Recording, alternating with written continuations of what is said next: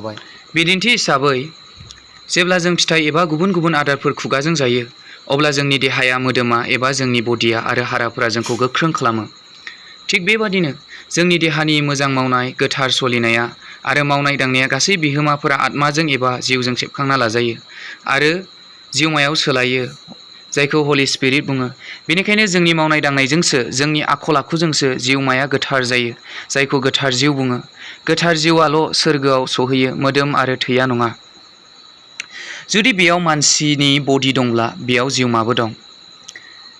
बे जोंनि जिउआ इसोरनि बाथ्राजों नंगौ मावनायजोंसो बियो सोरगोआव हाबो। नोंनि 70-80 बोसोर बुहुमाव थांना थानायावनो जोंनि जिउखौ गोथार जिउमाजों जों पारफेक्ट खालामना लानांगौ। भिडिअनि जोबनायाव आं बेखौनो आसा लायोदि नोंथांमोना एसेब्लाबो गोथार जिउनि सायाव हमदांनो हादों होननानै, गोथार जिउआ माखौ बुङो बेनि सायाव एसेब्लाबो बुजिनो हादों होननानै आंनि गोसो गोरबोनिफ्राय मिजिंथिहरनाय थाबाय, आसा खालामनाय थाबाय। गोजोनथोंसै लोगोफोर, भिडिअखौ गोलाव खालामनो थाखाय गोसो जायाखै।